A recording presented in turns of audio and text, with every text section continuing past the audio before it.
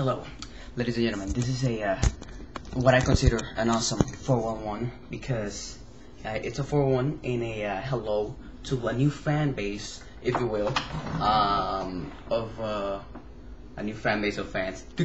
Anyways, I'm getting this new fan base, which is parents that not like Reynaldo and Tariq that they collect, but parents that don't collect, don't know much about collecting, and have kids that want to collect. And I've been getting a lot of emails from them asking me, what should I get my son? I mean, he wants to start collecting and all this stuff, right? So welcome to every single parent that watches the Pituvision and has been emailing me and all that stuff. And this 411 is basically to help parents in a sort of way to make it easier for them to know what to get for their children, and by children I mean from I guess 7, 8 to 14, 15, blah blah blah, you know what I'm saying? So I'm not talking about little kids. Anyways, personally, the Pituvision way, I divide collecting in 3 steps or 3 stages. Entry level collecting, medium level collecting, and the third one, which I forgot the name now, but it's the highest level of collecting, of course. The entry level collecting, to me, it includes stuff like Transformers, G.I. Joes, any new show, cartoon show that has figures out there, like normal cartoon shows, stuff you see Saturdays and all that stuff, Pokemon and stuff like that. That's the kind of stuff I consider entry level collecting, because it's something that you little kids watch on TV the first time, and it's probably gonna be the first toys, big boy toys, if you will. So that's what I would consider entry level collecting. It's still collecting. Most of us high end collectors still collect that kind of stuff. As you can see, I have robots on the top, which some of your children may have as well. So it's just not everybody focuses on one level of collecting. We all collect from every single level. But if you're 8 or 9 and you want to start collecting, and you don't know what to get your son, you can get him stuff like that. Get him into. I'm pretty sure they already know what they want because they've been watching shows on TV and all this stuff. So all those kind of toys are awesome.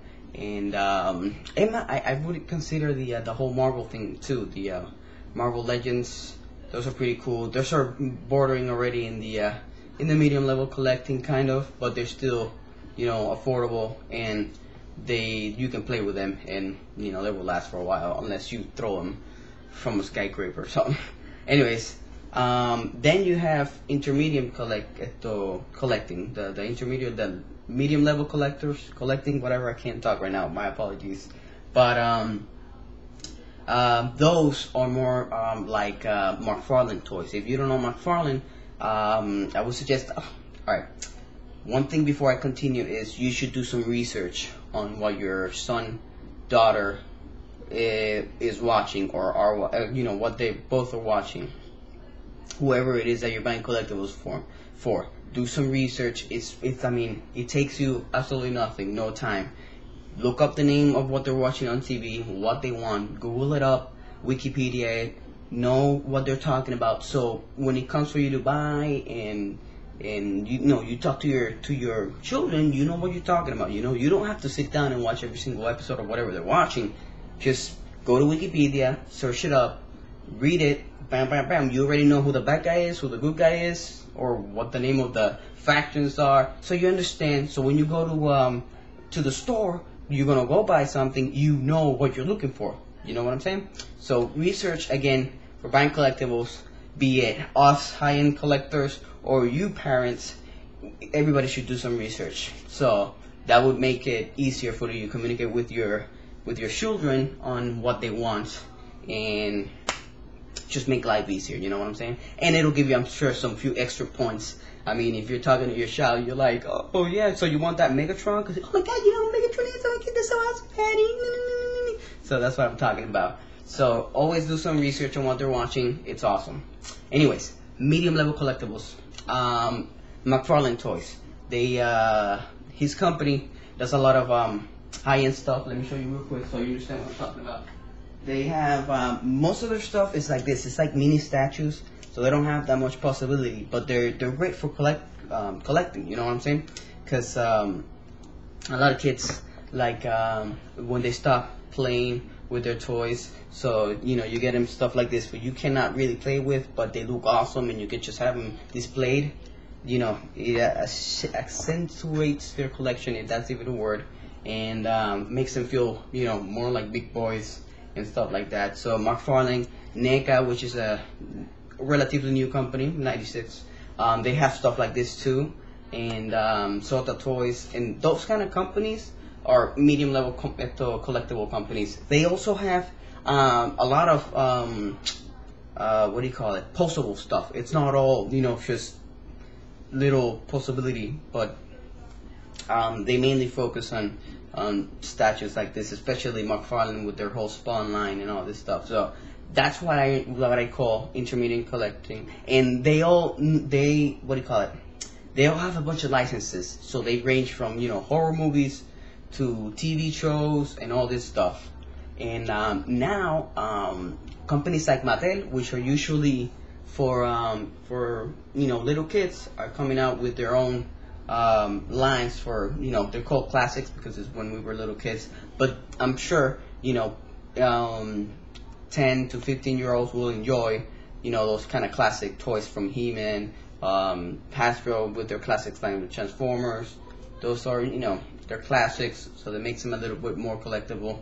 Anyways, then you have the high-end collectible, which even though 14, 15-year-olds are old enough, they still break stuff. And I talk from experience, and from two levels, from my own and from my little brother, which is 14.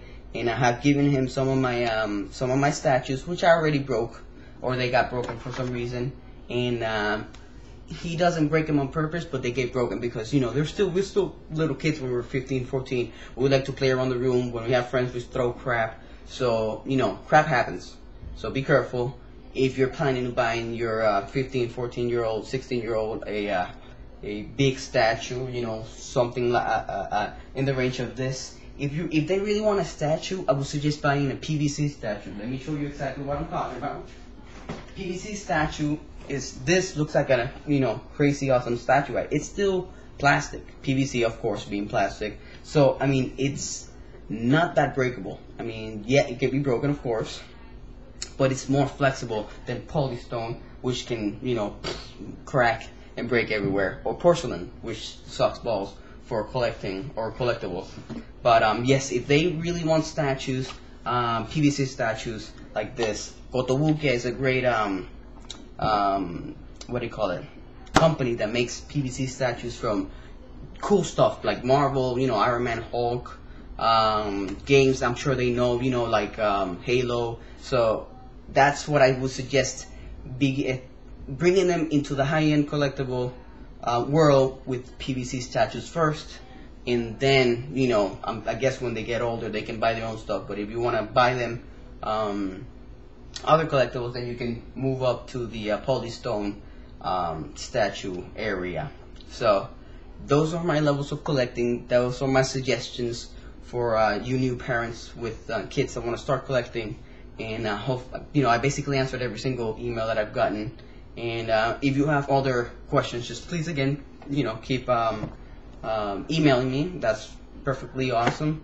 But hopefully this will help you in some sort of way, get your kids start collecting, because I'm sure they are eager to start collecting and all that stuff. And anyways, parents, you guys are awesome. Thanks for watching, which is awesome because I never thought I would have parents watching and asking me questions. And to y'all Pitinators, you guys rock again. And peace out. I'll talk to you later.